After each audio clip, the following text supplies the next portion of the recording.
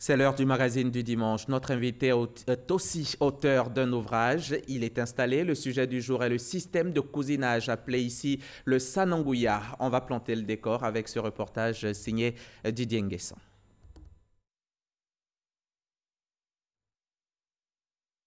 C'est une série de serviteurs que Dieu lui a donnés. Parmi ces serviteurs figure en bonne place le Koyaka, le Gourou, le Yakuba.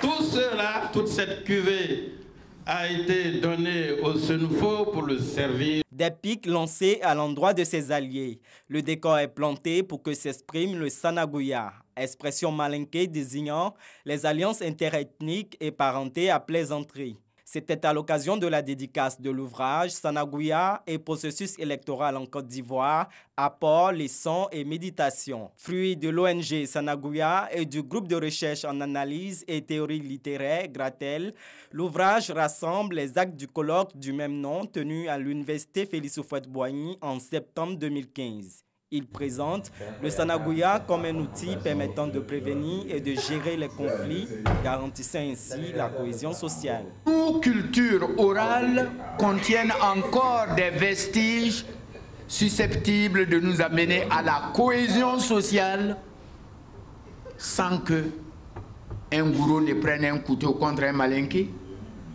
sans qu'un Dan ne prenne le couteau contre un Yakuba ou un Senufo, parce que nos sociétés ont déjà élaboré des formes de régulation de tout ce qui est problème intrasociétaire. L'ONG Sanaguya milite pour l'émergence d'une culture de la paix sur le continent. Professeur Meke Meïté, vous êtes le nouveau titulaire de la chaire UNESCO à l'université Félix Houphouët-Boigny. Dites-nous, c'est quoi les missions de cette chaire? Les missions de la chaire sont nombreuses et diverses. Au niveau de la culture de la paix, il faut mettre en relief tous les facteurs qui sont susceptibles d'amener la connaissance et la maîtrise de la paix. Il y a les droits humanitaires, il y a la question de l'environnement, le développement durable, et j'en passe. D'accord. Nous avons cet ouvrage, Sananguya et processus électoral en Côte d'Ivoire, apport, leçons et méditation. C'est le fruit d'un colloque international qui a été co-organisé par l'ONG Sanaguya et le Gratel. Dites-nous, le Sananguya, qu'est-ce que c'est? Le Sananguya est un terme malinqué qui renvoie aux alliances et aux parentés à plaisanterie. Du point de vue de l'étymologie, Sana, c'est le gratin.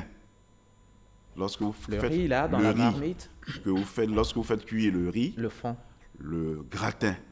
Or, il n'y a pas de gratin sans qu'il y ait de cuisine de riz ou de taux. Le gratin aussi se retrouve au niveau du taux. Donc, le gratin, c'est ce qui reste collé, c'est ce qui reste uni.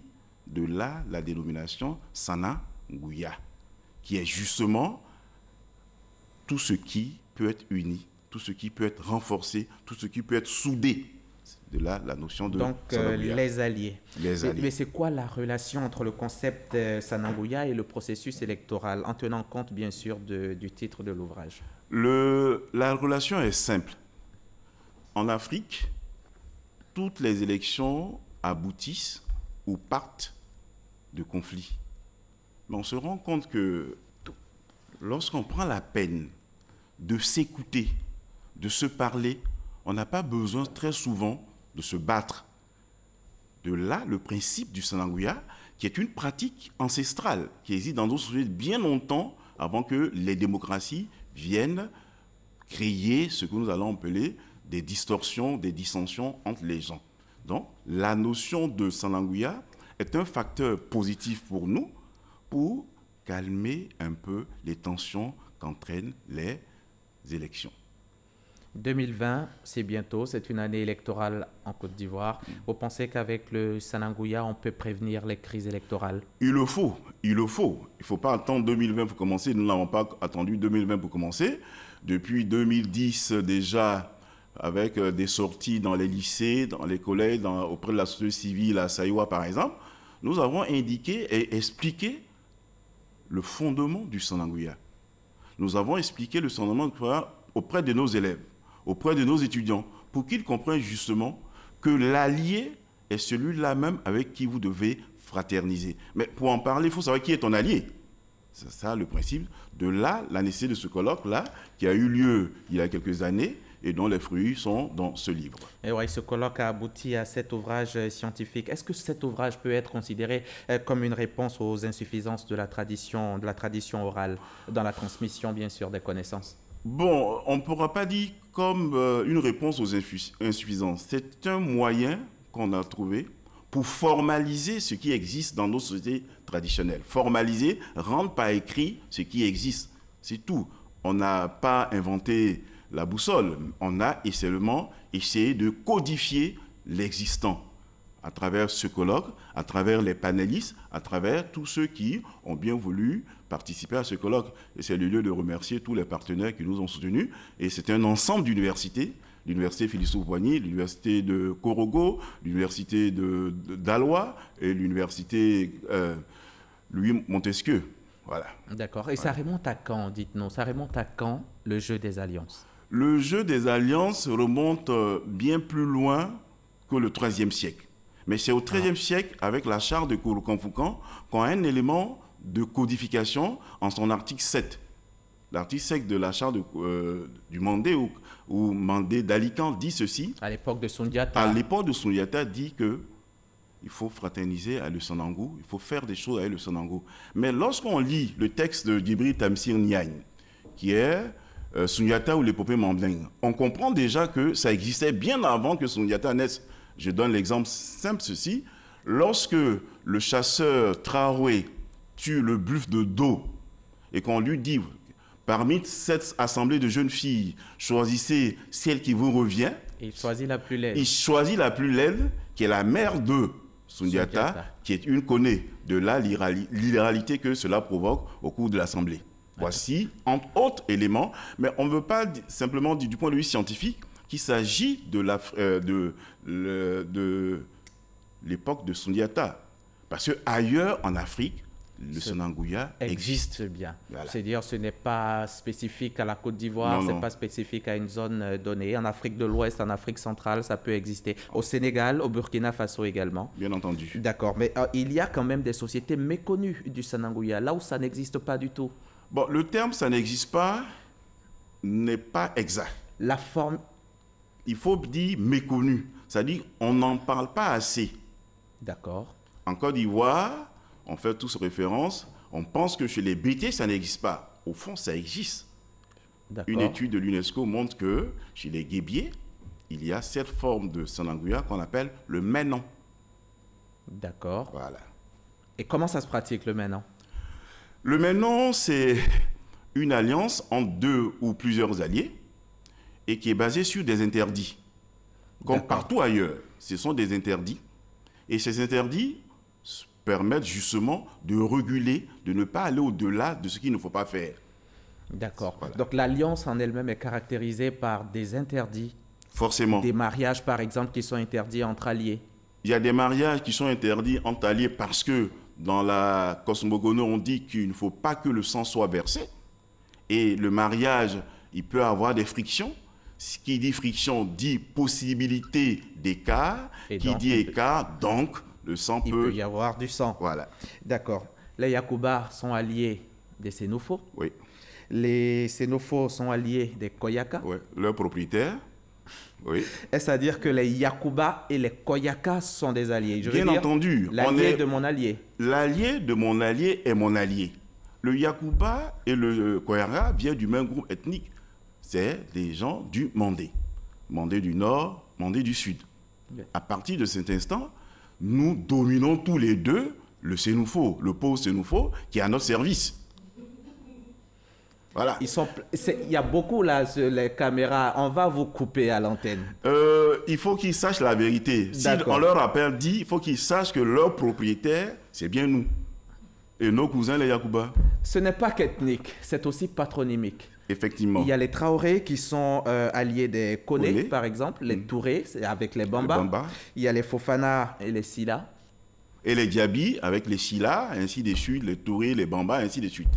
D'accord, les Diaby, les chefs de tout cela. Mais Non, ça, c'est pas prouvé. D'accord. En tant que chercheur, comment on s'assure, par exemple, d'altérer le moins possible dans le fond et dans la forme une valeur sociale telle que le Sananguya? Il faut d'abord connaître le Sananguya. C'est une pratique de nos sociétés. Or, nos sociétés, à l'époque, sont d'obédience orale. Qui dit oralité, transmission du savoir par l'effet de langue. Donc, pour le moins altérer, il faut que la transmission continue.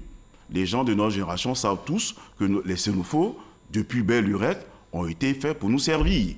C'est ça le Sananguya. Donc, l'altération dont vous parlez ne peut apparaître que s'il y a rupture de la chaîne de transmission. D'accord.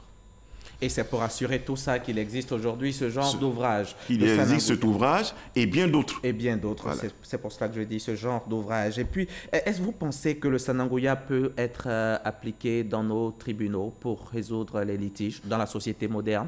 Bon, c'est dans les communications que vous avez dans ce livre, un des panélistes, justement, se penche sur cette question. Mais pourquoi on va au tribunal?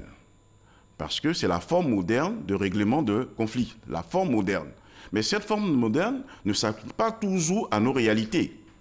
Donc, il appartient au juge de faire attention et de dire, ceux qui viennent, voici ce qui les unit, voici ce qui les sépare, il m'appartient de faire la part des choses. Bien sûr. Voilà. Les alliances interethniques peuvent contribuer à la cohésion sociale? Il le faut, et ça existe déjà. Parce que lorsque le sénopho rencontre son maître, il sait à qui il a affaire, ainsi de suite.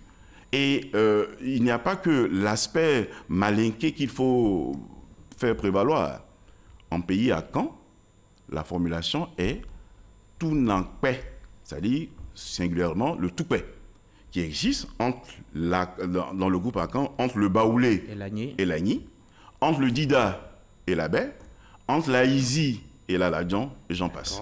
Et vous êtes universitaire, enseignant-chercheur à l'université Félix Houphouët-Boigny, titulaire de la chaire UNESCO. Que peut le Sananguya dans la prévention des crises universitaires? Mais le Sananguya, il existe. Mais il est bon d'indiquer qu'il y a des règles toujours. Ce n'est pas parce que nous sommes Sanangou et que nous sommes sur l'espace universitaire qu'on ne doit pas respecter les règles régissant nos académies. À l'université, il y a des règles, il y a des lois. Il faut les respecter. On n'a pas besoin de violence pour régler nos problèmes. On peut toujours et on doit toujours se parler dans le respect de la loi. Je vous ai dit tantôt que dans l'Afrique traditionnelle, il y a des interdits. De la même façon, à l'université, c'est-à-dire dans la société moderne, il y a des interdits. Il faut respecter les interdits. Si vous ne respectez pas l'interdit, ça veut dire que vous mettez à dos la loi. Il n'y a pas très longtemps, la directrice générale de l'UNESCO était en visite à Abidjan. Je suppose que vous lui en avez parlé, du Sananguya, bien sûr. Qu'en a-t-elle pensé? Je n'ai pas personnellement parlé puisqu'elle était prise dans les... Mais nous avons discuté avec le directeur général adjoint et la représentante Côte d'Ivoire de l'UNESCO qui ont apprécié ce livre-là et par rapport auquel le directeur général de l'UNESCO, le directeur général adjoint, travaille sur la question du Sananguya comme élément endogène à faire prévaloir de façon à ce que justement nos conflits, les conflits qui minent l'Afrique, trouvent une solution autre que celle importée.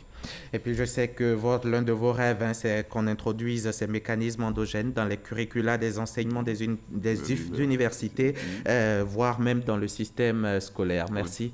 Meké. Une dernière chose, c'est qu'il faut retenir... C'est fini. C'est fini. C'est quoi la dernière chose? La dernière chose, c'est pour indiquer que le Sananguya est un problème expliqué, défendu par l'UNESCO. D'accord. C'est tout. C'est tout. Merci. Professeur Meke Meïté, titulaire de la chaire UNESCO pour la culture de la paix de l'Université Félix Houphouët-Boigny. Merci d'avoir répondu à notre invitation. Je rappelle que vous êtes venu nous parler du Sananguya, ce système de cousinage qui banalise tout, même les sujets les plus délicats. Merci encore et revenez quand vous voulez. Les gourous sont en haut, ils vous attendent. Fin du Dimanche Magazine, fin de ce 13h, mais à revoir sur notre application RTI Mobile et sur rti.ci. À très bientôt sur la chaîne qui rassemble.